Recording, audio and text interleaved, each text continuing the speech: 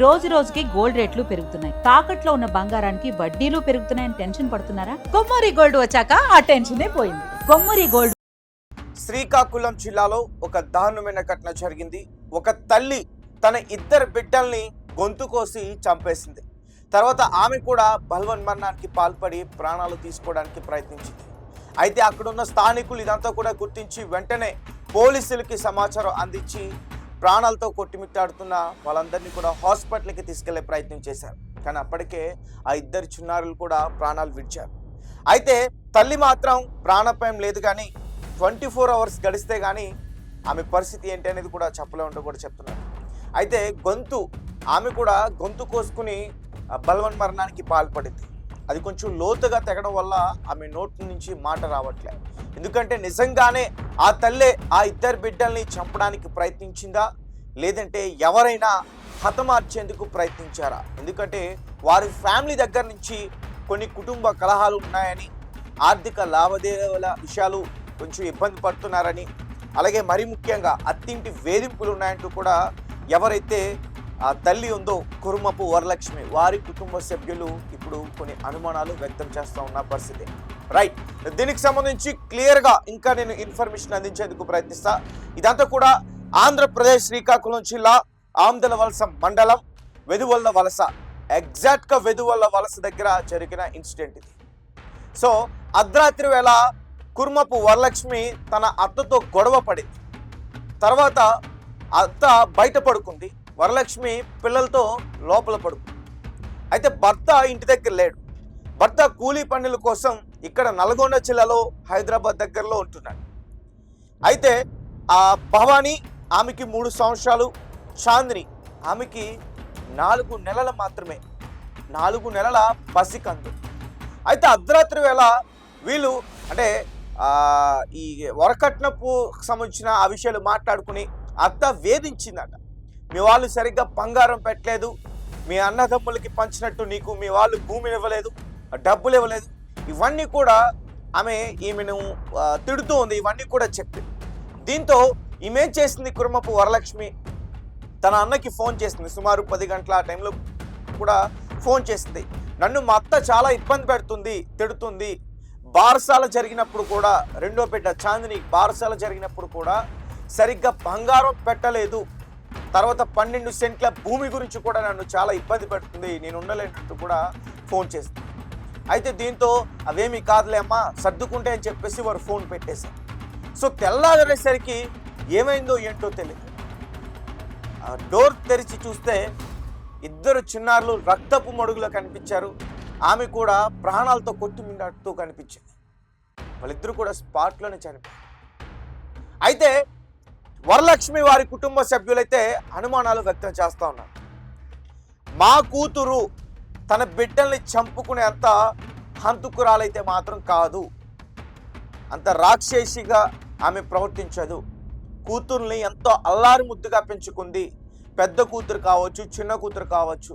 చిన్న కూతురు ముందే ఆమె పుట్టిస్తే ఐసీయూలో పెట్టారు. అప్పుడు కూడా చాలా దగ్గరుండి ఆమె చూసుకుంది. అలాంటిది ఆమె తమ కూతుర్ల ప్రాణాలు ఎలా తీసుకుంటుందో అని చెప్పి వారి కుటుంబ సభ్యులు పోలీసుల దగ్గర ఆందోళన చేస్తున్న పరిస్థితి. అయితే దీని అంతటికీ కూడా కారణం అత్త వేధింపులే. ఎస్, అత్త వేధింపుల వల్లే ఆమె ఈ రకంగా ఇద్దరి పిల్లల్ని కూడా హతమార్చి తను కూడా చనిపోవాలనుకుందని అక్కడ కొంతమంది స్థానికులు చెప్తున్నారు. మరికొంతమంది అత్తే ఏదో చేస్తుంటుంది, అత్తింటి ఫ్యామిలీ వారి కుటుంబ సభ్యులు కూడా ఒక 12 సెంట్ల భూమి గురించి చాలా ఇబ్బంది పెట్టేవారంట. పెద్దల సమక్షంలో కూడా కొన్నిసార్లు డిస్కషన్స్ అయ్యాయి. పంచాయతీ వరకు వెళ్ళలేదు, కానీ డిస్కషన్స్ అయ్యాయి. కానీ ఇది చాలా దారుణమైన ఘటన. ఒక్కసారిగా ఆ ప్రాంతం అంతా కూడా ఉలిక్కి పడింది. ఎందుకంటే రోజు ఆ రోడ్ల మీద కానీ ఆ ఇంట్లో కానీ ఆడుతూ కనిపించే ఆ చిన్నారులు ఇంత దారుణానికి బలైపోయారే, అది చూసి చాలామంది జీర్ణించుకోలేకపోతున్నారు. అక్కడికి వచ్చి కంటతడి పెట్టుకుంటున్నారు.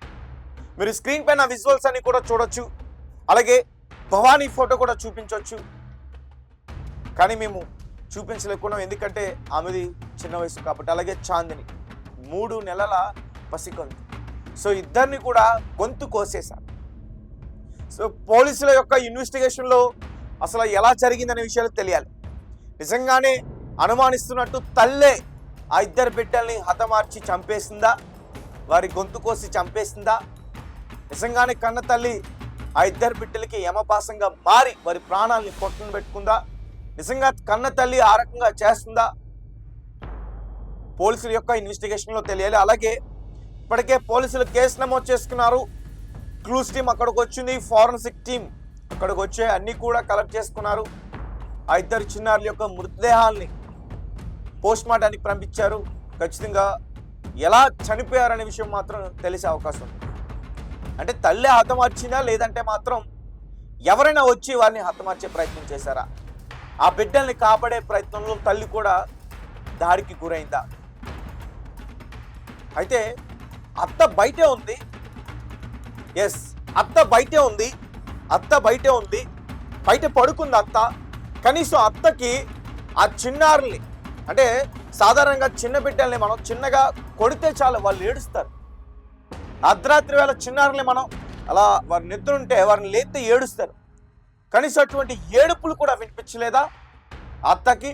అంత వినపడకుండా ఆమె పడుకుందా? ఇలా చాలామంది కూడా క్వశ్చన్ చేసే ప్రయత్నం చేస్తూ ఉన్నారు. అంటే కేవలం అత్తిప్పుల వల్లే ఆమె చాలాసార్లు కూడా ఇబ్బంది పడింది, చాలాసార్లు కూడా వారికి ఆ విషయాన్ని చెప్పుకుని ఏడ్చింది. సో ఇంత జరుగుతుంది, నిజంగానే తన బిడ్డల్ని హతమారుస్తున్నప్పుడు, తన బిడ్డల్ని గొంతుకొస్తున్నప్పుడు కనీసం ఆ కేకలు, ఆ ఏడుపులు బయట పడుకున్న అత్తకి వినిపించలేదా? కిలోమీటర్ల దూరం ఏం లేదు కదా, ఒక 2 అడుగుల దూరంలోనే కదా ఆమె పడుకుంది. బయట పడుకుంది, వీళ్ళ లోపల పడుకున్నారు. కనీసం శబ్దం వినిపిస్తుంది కదా, ఆ గోళాలు, ఆ కేకలు ఇవన్నీ కూడా వినిపిస్తాయి కదా, అవి కూడా వినిపించలేదా అంటూ చాలామంది అత్తింటి వారిని ప్రశ్నించే ప్రయత్నం చేస్తూ ఉన్నారు. ఏదైనప్పటికీ ఇది చాలా చాలా దారుణమైన ఘటన. అతను కూడా లేడు, భర్త రమణ కూలీ పనుల కోసం ఇక్కడ నల్గొండ జిల్లాలో ఉంటున్నాడు. ఆర్థికంగా వారు బాగానే ఉన్నారు, ఎటువంటి ఇబ్బందులు లేవు. అలాగే భర్త భార్య మధ్య కూడా ఎటువంటి విభేదాలు లేవు. వారిద్దరు కూతుర్లు కూడా సంతోషంగా ఉంటున్నారు. సో భర్త అంటే 3 నెలల పసికంతో అయినా కుటుంబం బాగుండాలని చెప్పేసి ఎంత దూరం వచ్చి అతను కష్టపడుతూ ఉన్నాడు. భర్తతో ఫోన్ బాగానే మాట్లాడుతూ ఉంది, కానీ అతను ఇంటికాడ లేకపోవటం, అత్త మాత్రమే ఇంటి దగ్గర ఉండటం. ఆ అత్త, మీ వారు కట్నం సరిగ్గా ఇవ్వలేదు, మీ వారు అంటే మీ ఫ్యామిలీ వారు ఆస్తి పంపకాలు జరిగినప్పుడు మీ అన్నదమ్ముల బిడ్డలకి ఎలా అయితే ఆస్తిని పంచారో నీకు అదే రకంగా ఇవ్వాలి, కానీ వారు నీకు అలా ఇవ్వలేదు, నీకు మాత్రం ఏదో ఇచ్చేసి నిన్ను పెళ్లి చేసి పంపించేశారు, నిన్ను వదిలించుకున్నారు. అలాగే 12 సెంట్లు భూమి ఉంది, అది తీసుకునిరా. కనీసం బారసాలకి ఆడబిడ్డకి ముందు ఆల్రెడీ ఆడబిడ్డకి పెట్టాల్సినవన్నీ కూడా పెట్టారు వరలక్ష్మి వాళ్ళ ఫ్యామిలీ. ఈ 2వ ఆడబిడ్డకు కూడా మీ వారు సరిగ్గా పెట్టలేదంటూ కూడా ఆమె పైన లేనిపోని నిందలేసింది, లేనిపోని మాటలు అంది. అవన్నీ భరించలేక చాలా రోజుల నుంచి కూడా ఆమె డిస్టర్బ్ అయ్యింది. వారి కుటుంబ సభ్యులు కూడా చెప్పింది ఈ మాటను. వాళ్ళ ఫ్యామిలీ మెంబర్స్ 3 అన్నదమ్ములు, ఈమె ఆడబిడ్డ చెప్పింది. ఇవన్నీ కామన్, ప్రతి ఇంట్లోని జరుగుతాయి, సర్దుకోవాలని చెప్పేసి వాళ్ళు చెప్పడం జరిగింది. అలానే జరుగుతాయి కదా అని చెప్పేసి అనుకున్నా, కానీ ఈ వేధింపులు చూస్తే చాలా తీవ్ర స్థాయికి వెళ్ళిపోయాయి. ఇక మరి ఆ వేధింపులు తట్టుకోలేక ఆమె ఈ రకంగా ఈ ఘటన చేయడానికి పాల్పడిందా, ఆ ఇద్దరు బిడ్డల్ని చంపేయడానికి ప్రయత్నించిందా, లేదంటే ఎవరైనా హతమార్చారా? ఎస్, చాలామంది అనుమానాలు వ్యక్తం చేస్తూ ఉన్న పరిస్థితి అత్తింటి వారిపైన. అండ్ చాలామంది కామెంట్స్ కూడా చేస్తూ ఉన్నారు, ఖచ్చితంగా కన్న తల్లి చంపే అవకాశం లేదు, ఎవరో ఏదో కుట్ర చేశారు. ఒకవేళ కన్న తల్లి చంపుతుంటే అత్త ఆ రోజు బయటే ఉంది కదా, ఆ ఏడుపులు వినిపిస్తాయి కదా, ఆ రోజులు వినిపిస్తాయి కదా, కానీ ఆమె తెలియకుండా ఎలా పడుకోగలిగింది? ఇలా చాలామంది అడిగే ప్రయత్నం చేస్తూ ఉన్నారు. ఏదైనప్పటికీ పోలీసులు అయితే వారి యొక్క ఇన్వెస్టిగేషన్ స్టార్ట్ చేశారు. కానీ కిమ్స్ హాస్పిటల్ ప్రస్తుతం ట్రీట్మెంట్ తీసుకుంటున్న వరలక్ష్మి మాత్రం మాట్లాడలేకపోతుంది. ఎందుకంటే ఆమె కూడా బలవన్ మరణానికి పాల్పడింది. ఆ కత్తితో తన పీకని కట్ చేసుకోవడానికి ప్రయత్నం చేసింది. అది లోతుగా తెగడం వల్ల మాటలు రావడం లేదు. కానీ ఇద్దరు బిడ్డలైతే మాత్రం వారు ప్రాణాలు విడిచారు. సో చూద్దాం మరి పోలీసుల యొక్క ఇన్వెస్టిగేషన్లో ఈ విషయాలన్నీ కూడా తెలియాలి. సో అత్తింటి వారు ఏదైనా కుట్ర చేసి వీరిని హతమార్చారా, లేదంటే నిజంగానే వరలక్ష్మి అత్తింటి వారి వేధింపులు తట్టుకోలేక ప్రాణాలు తీసుకుందాం అని చెప్పి ప్రయత్నించింది. ఒకవేళ తన ప్రాణాలు పోతే తన కూతురులు ఏమవుతారు, భవిష్యత్తు ఏమవుతుంది అనే భయంతో వారిని కూడా కడతీర్చేందుకు ప్రయత్నించిందా, ఇలాంటి విషయాలన్నీ కూడా పోలీసుల యొక్క ఇన్వెస్టిగేషన్లో ఖచ్చితంగా బయటకు తెలిసే అవకాశం ఉంది. అండ్ మీ కమెంట్స్ ఏంటి, మీరేం చెప్తారు?